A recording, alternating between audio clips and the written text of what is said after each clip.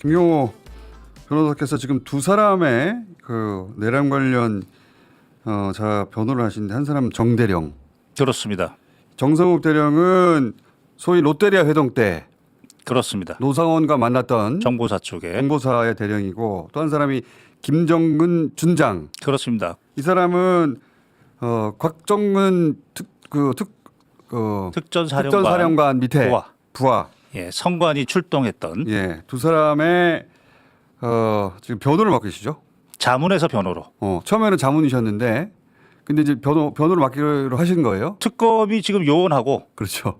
우리 이제 이 장교들이나 장군들이 예. 저한테 이제 수업을 받았던 인연이 과거에. 있고, 물론 이제 박안수, 여인영, 곽종근, 이진우도 제가 군사부 교관 때 수업을 받았지만 이 장교나 장군들도 수업을 받았고 그 전부터 변호를 요청했지만 혹시나 제가 특검에 들어갈 수도 있다면 이 부분이 이해 충돌이 될 수 있겠다 싶었는데 특검은 요원하고 이제 기소가 될 상황이었기 때문에 이제는 도와줘야겠다. 그리고 목표를 정대령의 경우에는 노상원의 책임을 있는 대로 벗겨버리면 그럼 도움이 될 것이고, 그렇죠. 우리 여단장은 곽종군의 진술을 도움을 주면 그렇죠. 즉 윤석열이 거짓말했다는 것을 밝히면 그러면 도움이 되겠다. 이런 목표로 오늘 국방부 검찰단에 정식으로 변호인 의견서를 두 장교 다 넣었습니다. 오늘부터 이제 변호죠. 자, 변호인인데 우리 그 김경호 변호사님께서 군사법 교관을 했거든요. 그래서 군사법 교관을 했기 때문에 지금 거론되는 이 장군들을 다 가르치신 분이에요. 7년을 했죠. 거기다가 개헌법도 제가 연구를 했죠. 거기다가 또 하나, 윤석열 수임번호 0010, 제 핸드폰이 0010입니다. 이게 무슨 인연인지 모르겠습니다. 자, 우선 노상원 경우에 롯데리아 회동 소위 알려진 거기 이제 정대령이 현역인데 이 민간인 노상원한테 불려가서 노상원의 지시를 실제 이행을 하거든요. 민간인인데. 그렇습니다. 왜 민간인 말을 이 현역 대령이 따랐을까요? 제가 변호를 하면서 이 깊숙하게 그 파악했던 바는 일단 이 부대가 대한민국의 통상의 부대가 아닙니다. 정보사라는 거죠. 그렇습니다. 707도 그렇고 대한민국에서 비공개되는 부대입니다. 그렇죠. 그만큼 화력이 세고 일당 백의 정신이 있고 다시 말해서 임무가 주어지면 자기를 언제든지 희생하는 그런 준비가 된 부대입니다. 다시 말해서 절대 충성.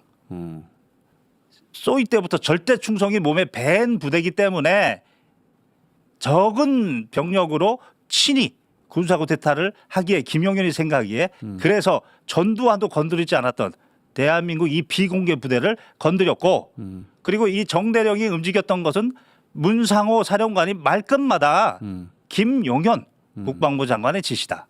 바로 특수부대의 생내적인 절대 충성 그것을 국방부 장관의 지시다.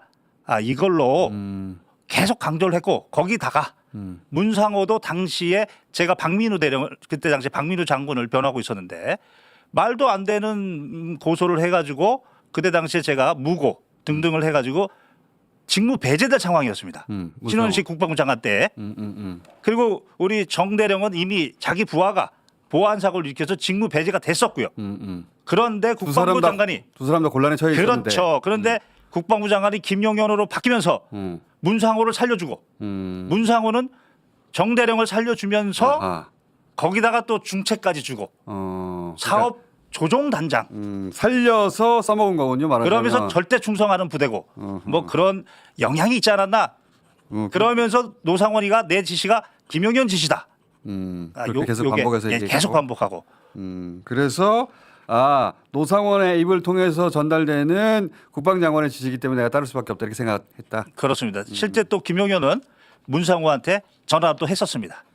그러면 이 정보사 쪽을 지금 변호하시니까 정보사의 한 대령을 정보사가 이 앞에 시간에도 얘기했는데 몽골에 가서 간첩 행위로 체포돼 가지고 그 돌아온단 말이죠. 혹시 이 관련도 지금 파악이 되신 게 있습니까? 관련돼서 두 번 욕설 중에 이제 두 번째 욕설인데 욕설을 했다라는 거예요? 누가 욕설을 했다는 거예요? 노상원이 그 우리 정대령한테 정대령한테? 요즘 지휘관도 욕설 안 하는데 욕설을 2번 했는데 그게 이제 11월 17일 날 롯데리아 처음 만났을 때 예. 그게 왜 그러냐면 11월 10일 날 10장 A4지 10장을 주면서 정대령에 해당되는 빨간색 줄을 쳐가지고 그거를 메모해라 숙지해라 그리고 그날 물어봤는데 숙지를 못한 겁니다. 요거 예. 확실히 숙제해나 했는데 성관위에 뭐 30명을 뭐 어떻게 하고 어디로 보내고 요거 임무를 숙지를 못한 겁니다. 그 그래서- 상황에서 물건도 뭐 사라고 했는데 사지도 않았고 아니, 정대령 주장으로는 아 이게 무슨 말도 안 되는 소리를 하나 그래서 안 했다는 거잖아요 처음에는. 그렇죠. 그 물건도 20일 날 샀으니까 17일 날 만나고 나서 무슨 야구 방망이를 사래. 근데 그 다음 날 만났을 때 그때 다시 만났을 때 왜 안 사서 해서 혼났다. 그렇죠. 근데 욕설이 튀어나오더라. 임무 숙지도 못했고 또 물건도 안 사고 그때 이제 좀 그대로 옮기면 너는 왜 이렇게 멍청하냐 말귀를 못 알아듣냐 대령씩이나 된 놈이 일을 제대로 못하냐 뭐 이런 욕설을 들었다고 합니다. 거기다가 이제 가르치고 여기 들어갔겠죠 중간중간에. 예. 그리고 나서 그리고 나서 11월 23일 날 그거는 이제 이유를 모르겠답니다. 전화를 그때는 대면 욕설이 이번엔 전화로 너도 멍청한 장호원 정보냐 새끼들이 말을 하면 제대로 알아쳐먹어야지 나한테 제대로 보고도 안 하고 라고 욕설을 했는데 그때 당시에 몽골에 출장이 계획돼 있었답니다. 정복 교류상에 정대령이. 근데 이 욕설을 듣고 그 다음에 문상호가 전화하더니 너는 가지 마라. 몽골에. 예, 가지 말고 몽골에 갈 뻔했는데. 갈 뻔했는데 가지 말고 그러면서 지금 문제가 되는 그 2명 예. 몽골 그 체포된. 일을 처리해라. 체포된. 예, 체포된 그 일을 처리해라. 근데 거기까지 알고 있는데 조금 더 말씀을 드리면 예. 그게 문제가 됐던 게 몽골 장교가 예. 육사에 위탁을 오는데 예. 그 장교가 빚이 한 8천이 있었다고 하고 몽골 장교가. 예. 몽골 장교가 한국에 예. 교육받으러 왔는데. 육사에. 그렇게 와가지고 몽골에 정보기관에 있었는데 바로 그 문제가 되는 그 장교에 접근을 해서 중간에서 어떤 역할을 해줄 테니 돈을 달라 뭐 그런 내용이 있었다. 그러나 구체적으로 이게 이제 우리가 이제 이야기하는 대북 공작 관련된 것까지는 수사가 필요하다. 그러니까 한국에 온 몽골 장교를 포섭해가지고 몽골에서 뭐 어떻게 하려고 했는데 거꾸로예요? 거꾸로 우리가 갔는데 우리가 갔는데 그 몽골 장교가 우리가 뭘 할 걸 알고 자기가 중간에서 어떤 역할을 해주겠다. 돈을 달라. 근데 그게 뭐냐? 정신 차리기 뭐죠? 그게 뭐냐? 그게 대북 공작이었냐? 어. 그건 잡혔기 때문에 알 수가 없다. 그건 수사가 필요하다. 그러니까 몽골 그 장교가 빚이 있었는데 우리가 몽골에 보낸 그 요원들이 뭔가 할 것을 그 장교가 미리 알고 접근해가지고 중간에서 내가 역할 해주겠다. 그거 해주고 나한테 돈을 줘. 나 빚이 있거든. 그러다가 잡혔다. 예. 그래서 잡혔기 때문에 실제 무슨 일을 하려고 했던 건지는 지금 현재 기준으로는 변호사님 모르시는 거네요. 지금 모르고. 오케이. 그렇죠. 자, 또 한 분. 김정근 여단장. 이 김정근 여단장은 그 당시 그 특전사가 국회에 사람을 보내고 선관위에 사람을 보내고 여론조사 꽃에 사람을 보냈어요. 네. 그래서 저희 건물 앞으로는 왔고 국회도 갔고 선관위도 갔는데 선관위 쪽에 간 사람이 이 김정근 여단장인 거죠. 그렇습니다. 과천에 성관이 중앙선관위 가고 네. 그다음에 수원에 성관이 연소원 가고 11대대 가고 12대대 가고 3여단에 네, 그 부대입니다. 그 부대인데 네. 그러면 아까 말씀하신 바가 이 김 여단장이 받은 명령을 밝히면 윤석열의 거짓말을 밝힐 수 있다 말씀하셨잖아요. 이런 부분이죠. 저는 여기서 뭘 봤냐면 지금 곽종근 특전사령관에 대해서 우리 국민들이 이 감경을 지금 그렇죠. 탄원할 그러니까 처벌을 정도로 받는 건 어쩔 수 없는데 그렇습니다. 그런 여론이 형성이 돼 있는데 반대로 뭐 민주당이 회유당했다 국힘은 그리고 또 자기 스스로 윤석열이 지시하지 않았는데 국회 단전 지시를 스스로 했다. 네. 뭐 이런 윤석열을 시키지 않은 짓을 막 해버렸다. 뭐 이런 건 이런 저기를 봤는데 네. 저는 이 여단장의 진술서를 보면서 뭘 봤냐면 네.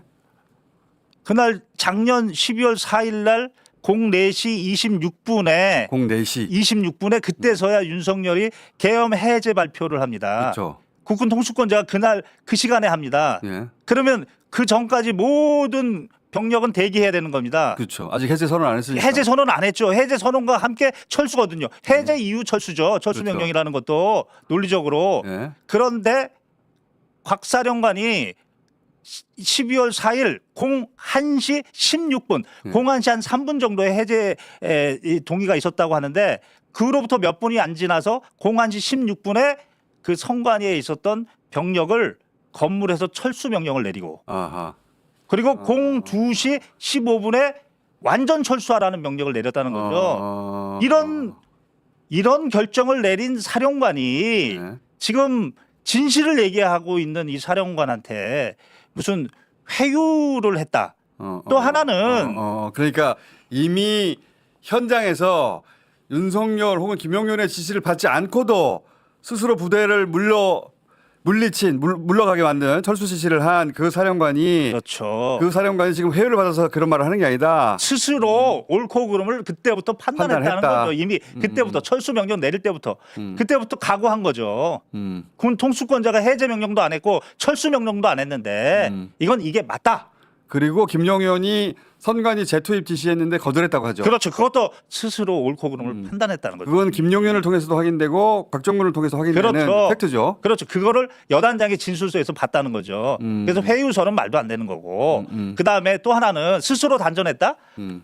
윤석열이 하도 전화를 하면서 그렇죠. 도끼로라도 문을 부수고 국회의원 끌어내라. 일단 통수권자가 그렇게 이야기하니 일단 지시를 내린 거죠. 그래서 707이 창문 깨고 들어갔는데 들어가 보니까 여의치가 않은 거죠. 네. 여의치가 않다고 하니 그러니 그 윤석열의 지시 안에 국회의원을 끌어내라는 얘기는 해제 동의 못하게 하라는 의미니까 도끼로 문을 까부셔서라도. 예, 근데 예. 사람이 많아서 그게 안 그렇죠. 되니까. 그 취지를 살리려면 불이라도 꺼야 되지 않냐라고 얘기했던 거고 그것은 윤석열의 지시 안에 충분히 현장 지휘관이 그 안에서 생각할 수 있는 거지 그것을 스스로 생각했다?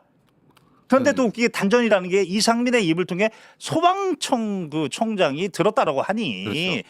예, 이 부분은 스스로 판단했다라고 하는 것은 상당하지가 못하다. 그러니까 곽종근 사령관이 뜬금없이 단전 단수를 생각해낸 게 아니라 본인은 이 판단은 본인의 판단이었다고 이제 본인은 헌재에서 얘기했는데 근데 김영도 재판관이 물어보죠. 그렇죠. 그때도 물었죠. 물어보죠. 예. 그냥 혼자 생각한 게 아니라 윤석열로부터 그런 지시를 받았으니까 그 생각을 한 거 아니냐. 그렇죠. 핵심이죠. 강력한 도끼로 문을 부숴서 네. 국회의원 끌어내라는데 그래, 안전 정도는 귀여운 거죠. 그러니까 본인은 단전이 의미하는 바를 정확하게 이해 못했던 것 같아요. 특전 사령관은. 만약에 이 단전을 10번 먼저 했으면 개헌 해제 안 됐어요. 그렇죠. 위험했죠. 정말. 그러니까 그 의미를 네. 건물 장악의 의미로 생각했던 것 같아요. 보통 건물 장악하기 위해서 단전 단수하는데 저는 개인적으로는 네. 그때까지는 윤석열의 그 생각을 그대로 100% 구현하려고 노력하지 않았나 저는 아니, 개인적으로 물론이죠. 생각합니다. 들어가서 막으려고 하니까 막을 방법을 찾다가 네. 시민들을 다치지 않고서는 할 수 없으니까 시민들하고 직접 맞닥뜨리지 않는 단전 단수 이쪽으로 튼 거 아니에요. 그렇죠. 조금만 빨리 했으면 큰일 날 뻔했어요. 못 만날 뻔했습니다. 변호사님도 여기 못 나오고요. 변호사님은 한 저도 2차 정도 예, 둘째 딸이 저 방송하지 말라고 그러더라고요. 예. 2차 정도의 축차 업무가 됐겠죠. 축차 정도. 저는 임성근한테 잡혀갔을지 모릅니다. 자, 요지는 그러네요. 지금 그 변호사님이 변호하고 있는 정대령 혹은 김 여단장의 그들이 했던 일들을 자세히 되짚어 보면 윤석열이 하고 있는 거짓말을 밝힐 수가 있는 것이다. 그리고 노상원의 책임을 그대로 지어준다. 이 사람은 특정한 주요 임무 종사가 아니고 쉽게 얘기하면 어떤 일의 지분을 가지고 행위 지비를 한 사람입니다. 다시 말해서 수계급의 책임을 져야 된다. 이 사람. 노상원은. 네, 노상원은. 저도 공감합니다. 수계급. 김용현이도 수계급의 책임을 져야 된다. 우리 형법 33조. 신분 있는 자와 신분 없는 자가 공모해서 범죄를 저지르면 신분 없는 자도 신분 있는 자의 형. 수계는 아니지만 수계의 형으로 처벌할 수 있다. 김용현 노상원은 수계급이 맞는 거예요. 수계의 형으로 처벌해야 된다. 그 수첩 보시면서 그런 생각 안 하셨어요? 저는 이전부터 제가 글에 써놨습니다. 이건 수계급이다. 노상원은. 네, 수계급이다. 그렇게 얘기했습니다. 겉으로 보이는 건 김용현이 했지만 뒤에서 나쁜 짓들은 노상원이 다 기획했더라고요. 그 제가 아는 기자가 예. 그 노상원의 재판 준비기일에 갔는데 판사가 하는 말이 특정을 해달라. 특정 주요 임무 종사면 주요 임무 종사 행위를 특정해달라. 특정할 수가 없는 거죠. 이 사람은 수계급인데. 그렇지 모든 일에 다 관여한 건데. 지금. 수계급인데 수계급으로 가야 지시를 가는 거예요. 예. 자, 두 주요 인물에 대한 변호를 맡으셔가지고 저희가 앞으로 김경호 변호사님과 함께. 원래 이제 김경호 변호사는 특검이 빨리 출범했다면 특검에서 역할을 하실 것이라고 다들 기대했는데 본인도 그래서 변호를 맡지 않고 계시다가 특검 언제 될지 모르니까 이제 주요 인물들의 변호를 직접 맡으셨고 앞으로 저희가 자주 모시면서 이게 어떻게 진행되고 있는지 확인해 보겠습니다. 끝으로 내란에서는 고의뿐만 아니라 국헌 문란 목적, 국가의 헌법을 문란시키게 하는 목적까지 요구합니다. 예. 군인 중에는 예. 박안수, 여인영, 곽정구는 감경시켜줘야 되고 이진우, 그다음에 문상호, 김현태까지가 대략 국헌 문란 목적이 보입니다. 객관적으로. 그 외의 군인들은 지시를 받아도 설명을 모두 받은 것도 아니고 그 지시가 전체에서 어떤 의미가 있다라고 파악한 것도 아니고 다만 위법한 명령에 대해서는 대법원 판례에 따르면 따르지 말아야 되는데 복종했다는 책임을 져야 되는 정도이고 그것은 바로 직권남용 정도이지 국헌문란 목적까지 인정을 해서 내란까지 책임을 질 것은 아니다. 그리고 이 부분에 대해서는 이미 이재명 의원이나 정청래 의원도 공개적으로 이야기를 했고 이 부분에 대해서도 조금 더 연구를 하고 그들을 좀 도와줘야겠다. 네, 이른바 햄버거 활동에서 비상계엄을 모의한 혐의를 받고 있는 정보사령부의 정모 대령이 잘못을 인정하고 사과했습니다. 또 선관위 직원들을 케이블 타이 등을 사용해서 통제하는 방안까지 논의했다고 시인했습니다. 양동훈 기자입니다.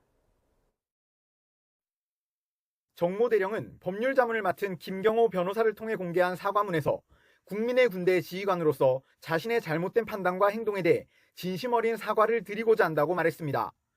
정 대령은 수사기관에 자신의 판단과 모든 행동에 대해 자백했는데 이를 바탕으로 김 변호사가 작성한 법률 의견서를 보면 정 대령은 문상호 정보사령관, 노상원 전 정보사령관, 김모 대령과 중앙선관위 명단 확보와 출근 직원 통제 방안 등을 구체적으로 협의 준비했습니다. 출근하는 선관위 직원들을 지정 장소로 이동시키는 방법도 논의하고 실천하려고 했는데 이 과정에서 케이블 타이나 마스크, 두건 등 강압적인 수단까지 사용을 검토한 것으로 확인됐습니다.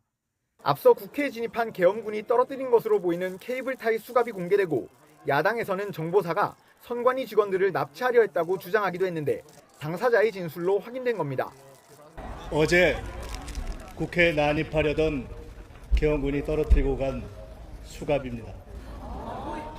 케이블 타이로 손목을 묶고 발목을 묶고 감금하려고 했다라는 제보자들, 핵심 제보자들의 증언이 있었습니다. 김 변호사는 정 대령의 진술과 관련해 국헌 문란을 목적으로 한 조직적 폭력 행사의 예비 음모 단계에 가담한 것으로 평가할 여지가 충분하다며 계엄 발동과 병력 투입으로 내란 실행이 개시된 것으로 볼 수 있다면 정 대령이 내란죄의 공동정범이나 방조범으로 책임질 가능성도 크다고 분석했습니다. 정 대령은 문 사령관과 노 전 사령관에 대해서도 자신이 알고 있는 모든 사실을 진술했다고 밝힌 가운데 선관위 점거 작전의 실체가 속속 드러나고 있습니다. 노상원 알아요, 몰라요? 잘 모릅니다. 예비역 소장 6441기 노상원 모른다고? 소령 때 1년 딱 근무한 적이 있습니다. 박근혜 청와대에서 근무한 적 있어요, 없어요? 본인 있습니다. 1년 근무했습니다. 근무했죠? 예. 노상원 씨 그때 경호차장 했죠? 그렇게 기억하고 있습니다. 근데 몰라요? 그리고 김용현 장관 소개해 준 사람이 노상원이죠? 그렇지 않습니다. 그래서 김용현하고 매우 잘 알죠? 저도 제가 장관님이랑 처음 이번 정보사령관 유임될 거라는 확신을 노상원과 김용현을 통해서 알았죠? 처음 듣는 얘기입니다. 내가 다 알고 있으니까 처음 듣는 얘기 계속 이야기하세요. 그다음에 박민우 후임인 김봉규 몰라요? 그 사령부저 인원입니다. 그렇죠. 정성우 알아요, 몰라요? 알고 있습니다. 그럼 그들에게 20명 명단 누가 작성했어요? 20명 불러서 대기시켰다고 했는데 명단 누가 작성했냐고요? 그 인원들이 선발을 했습니다. 누가 선발했냐고. 지금 말씀하신 인원들이 정성우 김봉규가 선발했죠? 예. 정보사령관, HID 통상 훈련 받을 때 무슨 복장으로 받습니까? 훈련복이 어떻게 돼요? 훈련복을 가지고 있습니다. 훈련복. 예, 그렇죠. 자, HID 역할이 여기서 우리 민주당에서 체포 뭐 이런 얘기 하는데 그건 아닌 거예요. 아니고. 예, 예. 명확하게 아닙니다. 아닙니다. 뭔지 아시죠? 제가 이 질문의 의도. 모르세요? 잘 모르겠습니다. HID 들어갈 때 뭐 입고 가요? 들어갈 때 뭐 입고 가요? 어디를 들어갈지 임무 수행할 때 뭐 입고 들어갑니까? 임무에 따라 다릅니다. 그렇죠. 예. 제가 공대학대장 했었습니다. 예. 그래서 실제 HID 갔다 왔고요. DMZ 돌파 훈련할 때 갔다 왔고요. 자, 초소부터 인민군 복장 입습니다. 이거는 조금 다른 거죠. 약간 소요. 이쪽으로 저는 이해하고 있어요. 앉으세요. 망상을 네. 거의 한 7, 8개월 동안 준비하는 망상들이 존재하는 아니 그리고 네. 김용현과 11월 맞던 12월 3일까지 매일 전화했어요. 아니 그러니까 9월 달부터 매일 전화했어요. 9월 달부터 예. 11월 달까지 22차례 예. 국방부 장관 공관을 갔다라고 얘기를 그렇죠. 하는 거고요. 예. 그 이전부터 본인 수첩 계속 거기서 적었다라고 하는 건 망상이 아니라 그렇지. 누군가랑 협의를 통해서 적어 나갔다고 볼 수밖에 없는 측면들이 있어요. 그러니까 이건 계획입니다.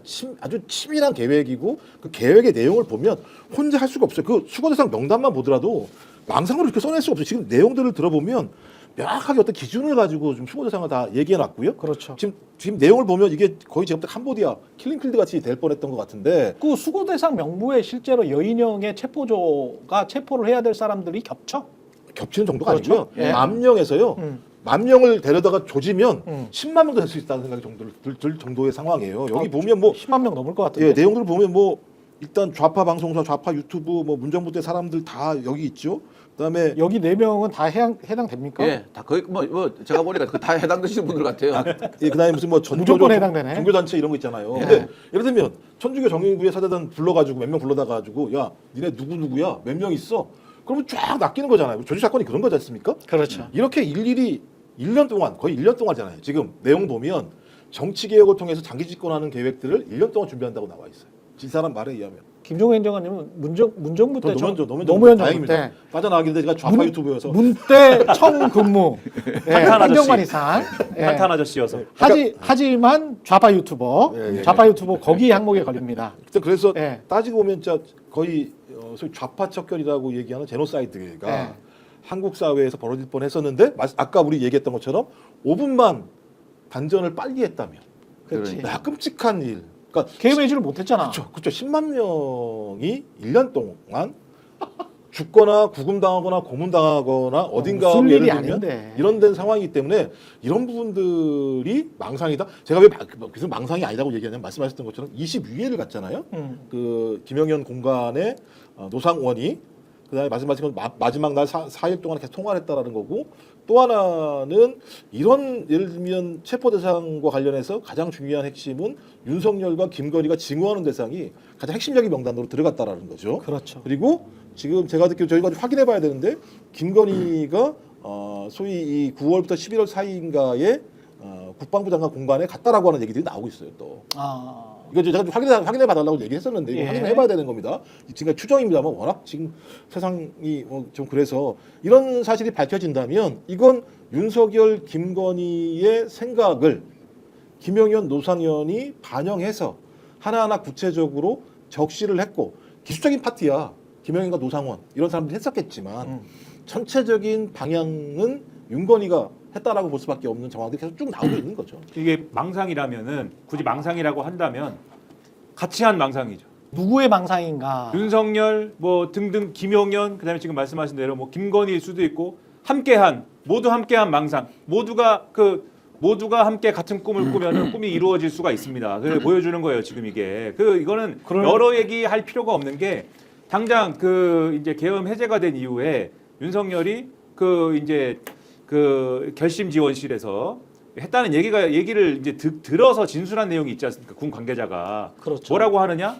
그러게 내가 국회에 병력을 더 한 1,000명 보내야 된다고 그랬는데 결심 지원실에서 네. 윤석열이 직접 했다는 말. 네. 다들 말려가지고 이게 뭐냐 이런 얘기를 막 하니까 옆에는 김용현이 어떻게 합니까? 전화를 막 하지 않습니까? 전화를 해가지고는 상원아 이제 어떡하냐? 물어보잖아요. 여기서 저는 다 끝나는 얘기다. 상원이한테 물어보지 않습니까? 바로? 네, 그러면은 상원이한테 그때만 물어봤겠습니까? 그 전부터 계속 상원이한테 물어보고 상원이와 상의하고 상원이와 만나고 상원이와 만나서 같은 노트에 적고 같은 꿈을 꾸고 같은 망상을 하고 했을 거 아닙니까? 그리고 상원이한테 그 자리에서 바로 물어보는데 그럼 상원이한테 물어보고 그래 네 얘기 잘 들었어 하고 그냥 뭐 기각하겠습니까? 듣고 나서 상원아 물어보고 보냐 할 때 대통령도 있었을 거 아니야. 그러니까 그렇죠. 물어보고 상원이한테 얘기 듣고 대통령인 윤석열에게 상원이가 이렇게 하랍니다 했을 거 아닙니까? 그리고 상원이는 뭐까지 생각합니까? 제가 이자가 상당히 독특하다고 생각한 게 이자는 어쨌든 정보사 출신이고 정보사령관 출신이고 사령관 출신입니다. 예, 뭐 누구를 죽이고 아주 사이코패스인데 예. 사람을 어떻게 하면 죽일 수 있는지를 여러 방법을 동원해가지고 막 계속 상상해오는 사이코패스인데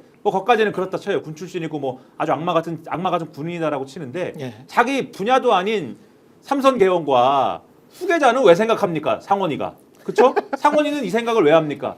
이 생각을 하는 이유가 있어요. 누가 그 얘기를 위해서 했기 때문에 하지 않으면은 그 생각까지 할 필요가 없어요, 상원이는. 근데 상원이가 이 생각을 했지 않습니까? 이 생각을 해서 노트에 적지 않습니까? 그러면 이거는 가치꾼 꾸민 것이고 상원이 원래 후계자 생각까지 할 필요가 없는데 그 생각을 했다는 거는 무슨 후계자겠습니까? 그게 정보사령관 후계자겠습니까? 아니지 않습니까? 이게 그래서 이런 걸로도 이게 혼자 꾼 꿈이 아니라는 게 다 증명이 되는 것이다. 이게 지금 이해찬이 들어가 있고요. 전 국회의원이고 예. 전 민주당 대표인데 지금은 사실 정계에서 은퇴한 분이잖아요. 이해찬이 들어가 있고 이거는 그러니까 개인적 원한이라고밖에 볼 수 없어요. 더 탐사. 좌파 유튜버 옆에 더 탐사라고 돼 있습니다. 이거는 김건희 관련된 이야기를 굉장히 많이 했던 것이고 좌파 방송사가 들어가 있죠. 좌파 방송사 MBC, JTBC 나 과거에 좌파 방송사로 낙인 찍힌 곳들 이거는 김건희 윤석열의 머릿속과 노상원의 머릿속 그러니까 사적 원한이 노상원이 이런 사람들한테 사적 원한 그리고 김우겸도 전 의원이잖아요. 근데 김우겸도 사실은 윤석열과 김건희가 사적 원한을 삼을 만한 사람이거든. 예. 그러면 노상원이 사적 원한을 삼을 만한 사람들이 아니야. 아니죠. 또 재미있는 것도 있어요. 이재명 가로 열고 쪽 놈들. 이재명 쪽 쪽 놈들이야. 놈들이야. 그러니까 이게 말이 안 돼. 쪽 놈들. 누가 많이 쓰는 용어잖아요. 가까운 그렇죠. 이거 일단 우리가 공개된 있지 않습니까? 예. 지금 공개된 증거 자료만 분석해 가지고 한번 이야기를 해보시죠. 자, 그게 노상원 수첩으로 알려져 있죠. 근데 필적 감정이 안 되죠. 노상원이 거다 아니다가 아니고 불능으로 나왔습니다. 이런 건 뭐냐면은 필적 감정을 국가수에 의뢰할 때 이건 노상원이 수첩이니까 노상원이의 다른 필적을 가지고 같이 의뢰를 합니다. 그래가지고 뭐 아플이나 윤헌이나 이런 걸 돌려보고 하는데 필적 감정이 불능이라는 것은 뭐냐면 여러 가지 필적이 섞여 있을 때 여러 사람이 썼다. 예, 또는 복사본일 때 이런 필적 감정 불능이 나옵니다. 저도 의뢰해 보면요. 그리고 국방부 장관 공간에 많이 갔다 그러잖아요. 노상원 씨가. 그건 밝힌 사실 아닙니까? 그게 다 공간촌 안에 있어요. 지금 한남 관여촌 안에 다 있죠. 거기서 안에는 여러 명이 돌아다녀도 뭐 크게 문제가 찍히거나 하지 않습니다. 때문에 과연 국방부 장관 공간 안에서 김용현과 노상원만 만났겠냐? 이걸 추정해 볼 수 있는 하나의 말이 있어요. 상원아 이제 어떡하냐라고 이야기했죠. 그렇게 이야기를 했다는 것은 결국 노상원이한테 업무를 지시한 게 김용현이 아니고 김용현은 참모장이고 그다음에 노상원이는 작전참모고 그 위에 그 총장은 따로 있다는 거죠.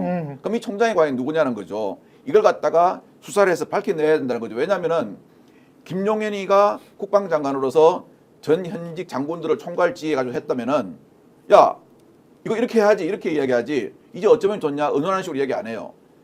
이제 어떡하냐 이 말은 뭐냐면은 둘이가 동급이라는 거거든요. 거의 동급에서 하는 말이거든요. 특히 군대 문화에서는요. 그러면은 하나는 참모장이고 하나는 작전참모란 말이죠. 그럼 위에 우두머리가 더 있다는 거죠. 이 뭐 노상원 수첩에 있는 모든 계획을 할 때 의견을 제시한 게요. 그걸 갖다가 수사 과정에서 찾아내야 된다는 거죠. 그래서 내란죄 특검이 필요하다는 겁니다. 이 지금 보면 볼수록 정말 사적 원한 그리고 만약에 이게 사적 원한 때문에 저는 사적 원한 때문에 이게 작성이 된 것 같은데 윤석열과 김건희 씨의 사적 원한 때문에 이런 명단이 작성이 되고 그것 때문에 계엄을 하고 계엄을 해서 이 사람들을 진짜 죽이고 없애버리고 하려고 했다면 그리고 그거를 부정선거 이슈로 덮어버리고 이 사람들이 부정선거를 했다 이놈들이 다 주모자다라고 했다면 이 인간은 윤석열, 김건희 만약에 김건희가 개입이 됐다면 그리고 김용현이나 노상원 이자들은 무슨 자기들이 지금 헌법재판소에서 나와서 마치 미래의 한국을 위해서 민주당이 한국의 국정을 아주 불능으로 만들어버렸기 때문에 미래의 한국을 위해서 자기들이 뭔가를 했다라는 그런 말 자체가 얼마나 이게 후한무치하고 뻔뻔한 겁니까? 이영수 기자하고 그 김건희 씨하고 예. 수도 과정에서 그 녹취한 거 있잖아요. 그 녹음 테이프 이런 말이 있어요. 녹취록에 보면은 우리가 정권 잡으면 걔네들 다 죽었어 이런 말이 나와요. 그렇죠. 아마 여기에 지금 있는 명단에 있는 사람들 대부분 다 포함되는 사람들 아닐까요? 그렇죠. 그러니까 제가 볼 때 완전 거의 나치 같은 거예요. 그러니까 네. 좌파를 그러니까 지금 1년 동안 민심 관리라고 돼 있잖아요. 1년 동안 민심 관리. 여기 내용에 그 네. 노상원 노트에 그러니까 1년 동안 좌파를 확실히 척결해서 좌파가 없는 순혈적인 네. 대한민국을 만들어서 내 마음대로 재선 3선을 하는데 모델이 어딜까? 중국, 러시아가 계속 해먹던데 이런 구도를 만든 거기 때문에 그러니까 이건 제가 볼 때는 거의 학살이에요. 그러니까 좌파 학살을 통해서 좌파가 없는 순혈적인 대한민국에서 나는 독야청청 계속 해먹을 거야 라고 하는 계획인데 이걸 노상원이 망상으로 할 수 있겠냐고 자기가. 거기- 뭐가 있다고 자기 근거가. 거기 김 박사님 뭐 아우슈비츠 등장하지 않습니까? 실미도, 백령도, 연평도 해가지고 청소 있다. 그거 예. 청소를 하겠다는 거기 때문에. 수거 매립 장소까지 나오지 않습니까? 그거는 끔찍해요. 노상원의 머리가 절대 아니다라고 생각합니다. 그리고 특전사 요원들 몇 명 불러내라. 그 무술 잘하는 애들로 불러내라라고 할 때 폭파하고 사격요. 예, 폭파하고 사격. 예. 전라도 애들은 뽑지 말아라. 아 그렇죠. 전라도 애들은 뽑지 마라라는 대목이 있잖아요. 있어요. 이거는 명백해요. 그리고 난 다음에 이제 어제 광주에 가서 탄핵 반대 집회를 한 거잖아요. 예. 몰려가서 세이브 더 코리아라는 곳이 네. 종교단체죠. 한국을 구한다는 거잖아요. 자 보십시오. 그러니까 윤석열의 주장도 나는 한국을 구하기 위해서. 김영현도 마찬가지잖아요. 세이브 더 코리아. 그러면서 그 밑에서 깃발 들고 흔드는 미국 성종이 들고 흔드는 그 사람들도 근데 그게 진짜 할 짓인 게 거기에서 계엄군에 의해서 수많은 사람이 거기서 사살이 되고 죽었잖아요. 근데 그 광주에 가서 그렇게 다시 한번 트라우마를 건든다는 게 이게 인간이 할 짓입니까? 이게? 거기서 지금 외치 그 김봉규 정보사 대령이 검찰에서 진술한 내용이 이번에 이제 새롭게 공개가 됐는데요. 지난해 10월 초 노상원하고 김봉규 정보사 대령하고 통화한 내용이 이번에 공개가 됐는데 네. 소개를 좀 해주시죠. 자, 지난해 10월 초에 노상원이 김봉규 정보사 대령에게 전화해서 이렇게 얘기를 합니다. 사격 잘하고 폭파 잘하는 인원 중에 7, 8명 나한테 추천을 좀 해달라. 이렇게 이야기를 하고요. 다시 10월 말에 또 전화를 걸어가지고 이번엔 이런 요구합니다. 특수부대 요원으로 5명 정도 선발하고 우회 공작 인원으로 15명 정도를 선발해라. 그리고 노상원이가 이 이야기를 전하면서 인원을 선발할 때 전라도 출신을 빼라고 했다라는 진술도 하고요. 그리고 실제로 10월 말에 통한 이 요구 사항을 받아들여서 선발해서 명단까지 보낸 걸로 지금 확인이 됐습니다.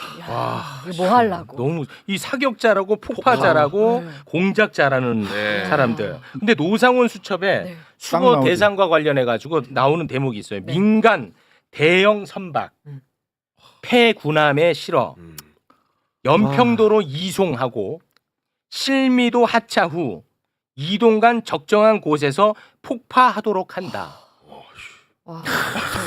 사격 잘하고 폭파 잘하는 인원.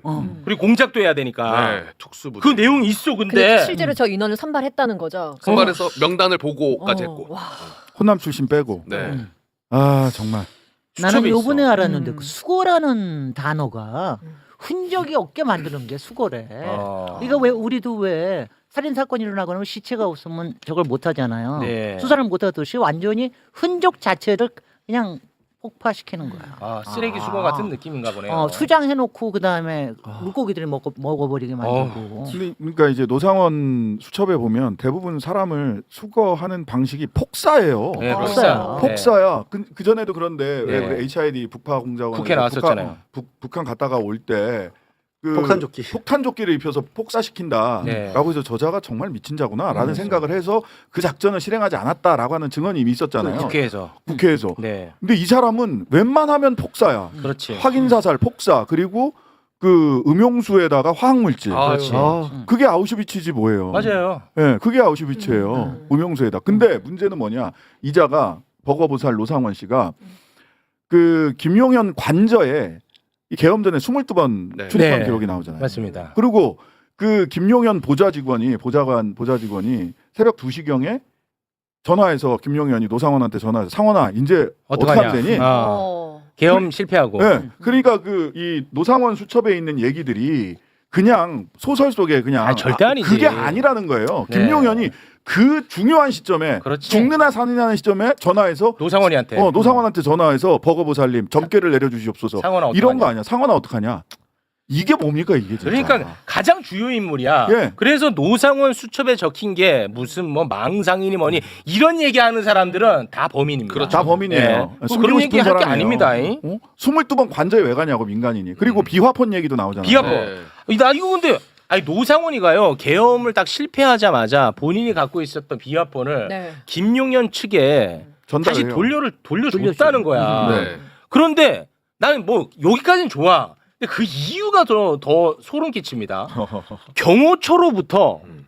경호처로부터 노상원이가 비화폰을 다시 하나를 더 받아. 네. 그리고 통화를 해 비화폰으로. 그리고 12월 7일까지 사용을 합니다. 12월 7일까지.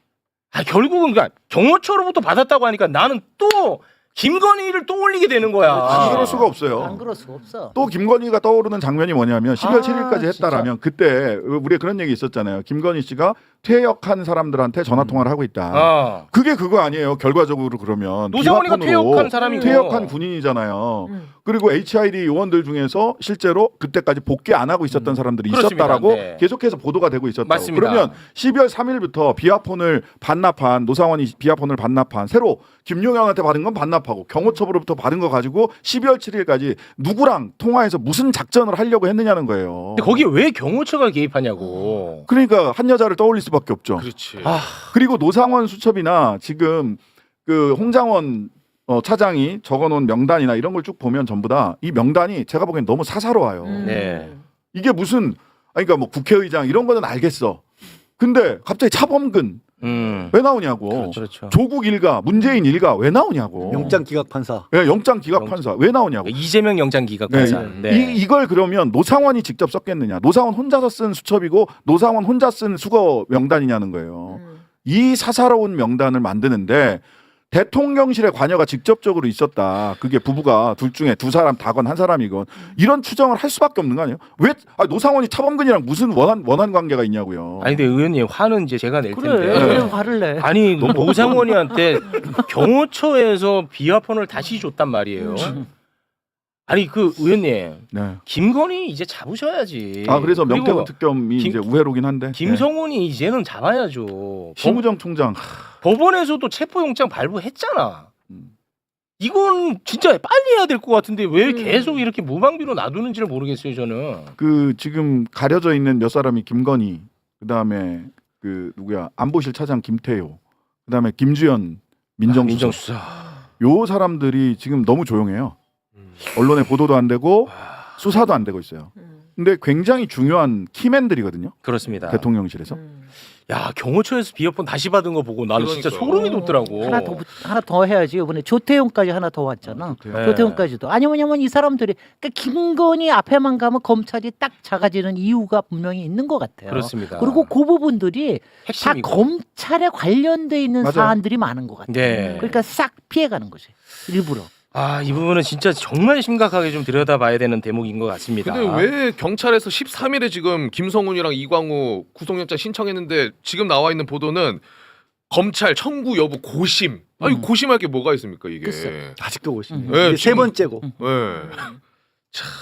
이건 그건 이제 비아폰 서버 때문에 그럴 거예요. 뭐 그런 것 같습니다. 네. 비아폰 서버에 검찰이랑 주고받은 게 기록이 뭐가 남아 있어. 있을 거거든. 네. 그렇지 않고서는 이렇게 할 수가 없어요. 김용현이가 검찰 들어가기 전에 심우정이랑 통화했잖아요. 네. 네, 1+1 내가 잘해드릴게. 이진동이랑 통화했고. 그러니까요. 네. 근데 그 비화폰이 노상원이 썼던 비화폰이라는 거잖아요. 네. 맞아. 그거 다 연결돼 있다니까 지금. 그러니까요.